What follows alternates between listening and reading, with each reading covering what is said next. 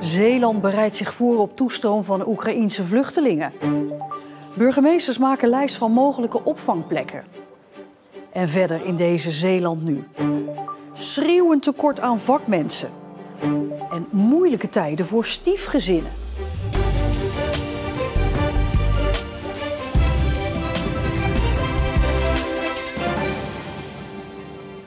Goedenavond. Het is een duidelijke opdracht van het kabinet aan de gemeente. Volgende week dan moet iedere veiligheidsregio 1000 opvangplekken hebben geregeld voor Oekraïense vluchtelingen. En niet veel later moeten dat er 2000 zijn.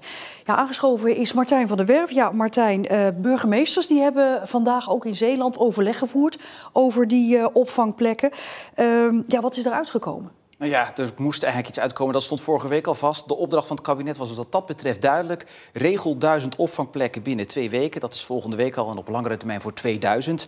Nou ja, dat is geregeld. De burgemeesters doen ook nog een oproep aan iedereen, hoe hartverwarmend het ook is, dat mensen die dus zelf vluchtelingen in huis hebben opgenomen, om die wel aan te melden bij de gemeente, zodat ze onderwijs aangeboden kunnen krijgen of zorg als dat nodig is. Maar ja, duidelijk is dat er toch centrale opvanglocaties ook in Zeeland moeten komen. Zijn er al locaties bekend? Er zijn lijsten, dus wat dat betreft zijn er opvanglocaties bekend. Maar het is aan de gemeentes om daarmee naar buiten te komen. Of en van welke opvanglocaties ze gebruik gaan maken. Het is ook uiteenlopend wat er allemaal beschikbaar is. Het kan gaan om een woonhuis waar misschien 2 mensen terecht kunnen. Maar ook grotere locaties, zoals bijvoorbeeld bij een fruitteler in Krabbendijken, die de woonunits beschikbaar heeft gesteld van zijn seizoensarbeiders. Maar bijvoorbeeld ook een school zoals hier in Wissekerke, waar 20 tot 25 vluchtelingen terecht kunnen komen. Ja, die worden waarschijnlijk volgende week al verwacht. De meeste opvangplaatsen zijn overigens aangeboden door de eigenaren zelf. Dus daar zijn de gemeentes heel dankbaar voor. En woningbouwverenigingen? Ja, woningcorporaties Beveland Wonen en Zeeuwland, die hebben de 20 tot 35 huurwoningen beschikbaar gesteld, zoals in Koudekerke. We staan in Koudekerke aan de Kerkstraat, waar we 2 blokjes hebben die we in de toekomst gaan slopen. Het gaat om 16 woningen. Die woningen zijn wat kleiner, dus een beetje afhankelijk van de gezinsgrootte. Ja, dan denk ik dat je het hebt over 16 tot 35 mensen of zo. Mensen kunnen niet aan een huis komen en dan onttrekt de woningcorporatie nota bene een paar huizen aan de woningmarkt. Hoe moet ik dat duiden? Nou ja, dat is natuurlijk tijdelijk, hè. We hebben het hier over woningen die we al zouden onttrekken aan de woningmarkt. Dus daar doen we eigenlijk niks extra's aan. Wat we doen is in de periode dat die woningen leeg staan, voordat ze gesloopt gaan worden, zetten we ze in voor vluchtelingen. Maar dat geeft ons nu wel precies de tijd die we nodig hebben om tot een veel meer definitieve oplossing te komen. Dus in die zin gaat het ook echt niet ten koste op dit moment van de kansen die regulier woningzoekenden hebben op een sociale huurwoning. Goed, Martijn, die 1000 plekken volgende week en daarna al snel 2000 plekken. Denk je ook dat die allemaal heel snel bezet gaan zijn hier in Zeeland? Dat is even afwachten. De woordvoerder van de veiligheidsregio verwoordde het als volgt. Het heeft te maken met de wet van vraag en aanbod. Dat klinkt kil en zakelijk, maar het heeft gewoon doodeenvoudig mee te maken. Je kan misschien wel 1000 opvangplekken hebben. Maar ja, als je niet precies die 1000 opvangplekken zoekt, bijvoorbeeld je hebt een gezin met 2 kinderen, ja, die zoeken een ander plekje dan een oude echtpaar van 80. De verdeling van de vluchtelingen wordt trouwens ook landelijk gecoördineerd, vergelijkbaar met de IC-capaciteit met corona. Dus de komende tijd wordt het passen en meten en wordt duidelijk waar we nog behoefte aan hebben of juist niet. Martijn van der Werf, dankjewel. Vlissingen krijgt 4 miljoen euro om honderden huizen in het middengebied van het aardgas af te halen. Minister De Jonge van Volkshuisvesting maakte dat vandaag bekend. Het geld is onderdeel van het compensatiepakket voor de gemiste marinierskazerne. Met het bedrag kunnen meer dan 600 woningen worden aangepast. Bij het bastion bij de haven van Veren is een overleden persoon uit het water gehaald. Er was eerst een melding over een drenkeling. En toen brandweerduikers de persoon uit het water haalden, bleek die al overleden te zijn. De politie doet onderzoek naar de zaak. De Tolse brug is vanaf vanavond 10 uur 3 weken dicht voor onderhoud. De brug is dan alleen toegankelijk voor medisch verkeer, brommers, fietsers, bussen en tractoren. En dan ook nog alleen onder begeleiding van een verkeersregelaar. De rest moet omrijden via de Oesterdam, wat al snel een half uur extra reistijd betekent. In de Tolse gemeenteraad is daarom gisteravond tijdens een extra vergadering gepleit voor meer ontheffingen. Maar die komen er niet.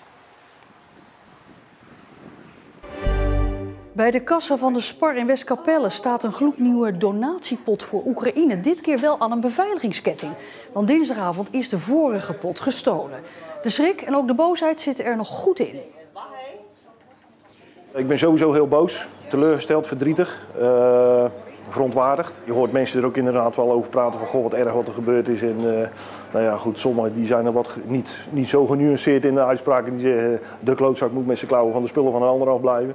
En dat is natuurlijk ook zo. Je behoort niet te stelen en ja, zeker niet dit. In de nieuwe pot wordt volgens de supermarktmanager inmiddels alweer volop gestort.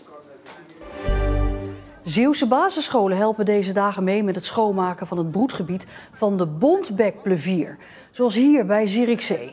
Binnenkort komen de vogeltjes na overwintering in Zuid-Europa weer terug naar Zeeland. En daar hoort een schone slaapkamer bij.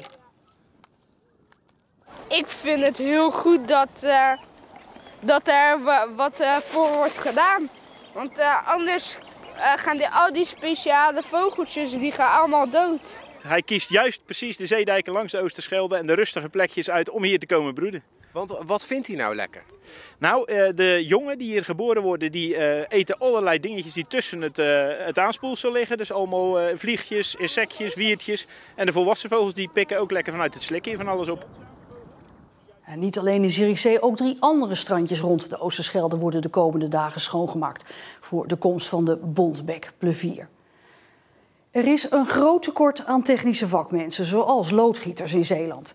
Zo'n 400 zijn er te weinig en dat aantal verdubbelt in een paar jaar tijd. Kortom, er is werk aan de winkel.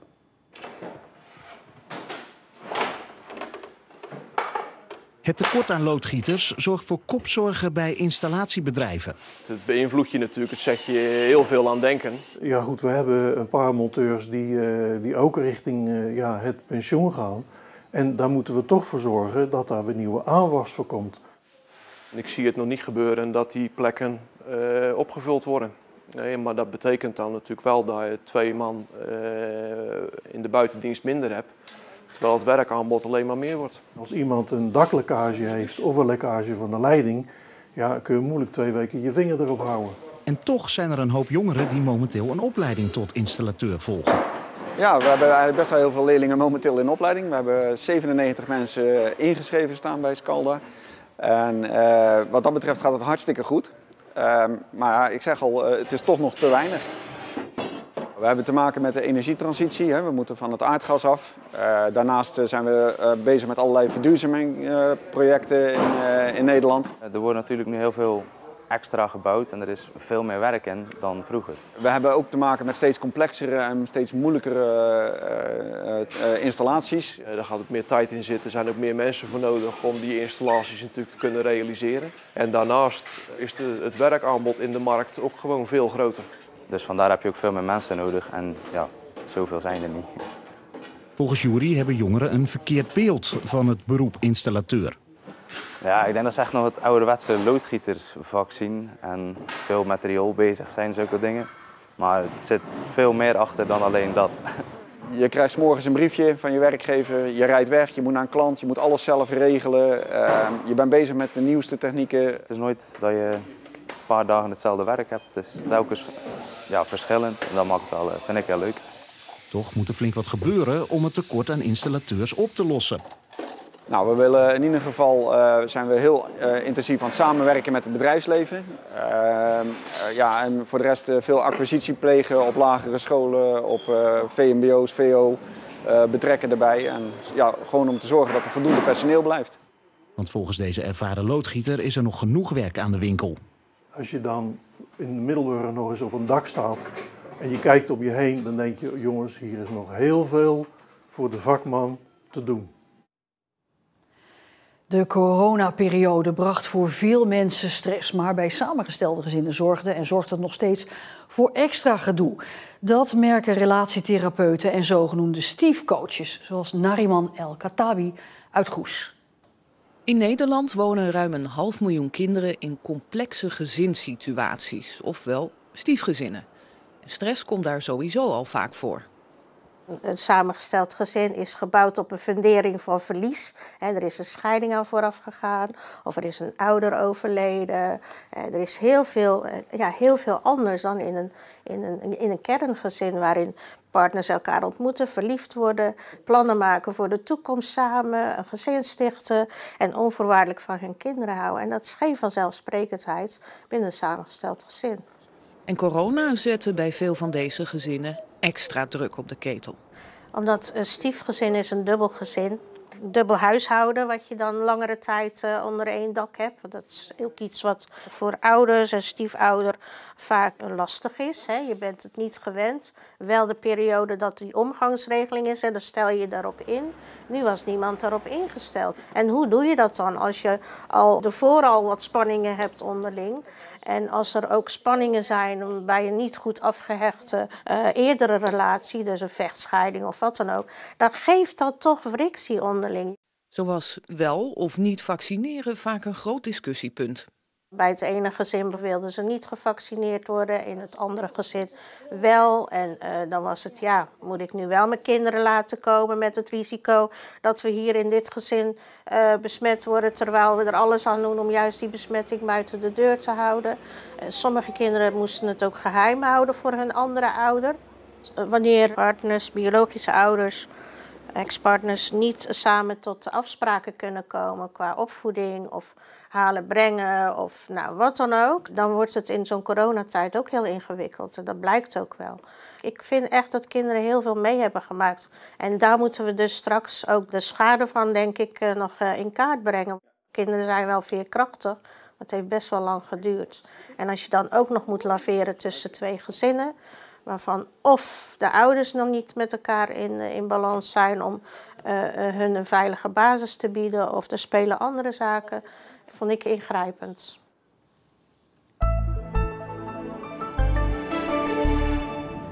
Wat een heerlijke lentedag. Het werd vandaag wel 16 graden op sommige plekken in Zeeland. En daar werd volop van genoten. Het eerste goede weer, de lente, dat is genieten, hè? Van het eerste tot het laatste moment, absoluut. Ja. En ze hebben hier ook gewoon lekker ijs. Dus vandaar dat we even op de fiets stappen. En met dit weer is het een zaligheid natuurlijk. Het eerste ijsje van dit jaar. Nou, met dit weer loopt het lekker. Zeker met de middag, dan gaan de mensen eentje wandelen en ze komen even langs een bakje koffie of om een ijsje. De ijsjes vallen aan de smaak. Ja, ik denk het wel. Met 32 smaken moet het wel lukken. Ja, het is lekker warm. Precies het zuiden van Frankrijk. Ja, dus, we zijn 3 dagen hier en het is onbegrijpelijk het weer. Prachtig. Kunnen we dit weer voortzetten? Ik bedoel, dat ijsje smaakt wel. Kunnen we dit nog een paar dagen doen? Nou, het ijsje wel. Morgen is het ook 15 à 16 graden, maar er komt dus wat bewolking aan in de middag. Maar niet al te veel wind en temperatuur nog rond de 13 graden. Dus dat ijsje lukt nog wel dan. Morgen dus nog steeds van deze temperatuur. In het weekend zien we wat meer regen, maar het blijft wel zacht met 13 graden. En tot zover deze Zeeland Nu vandaag. Nog een hele fijne avond en graag tot morgen.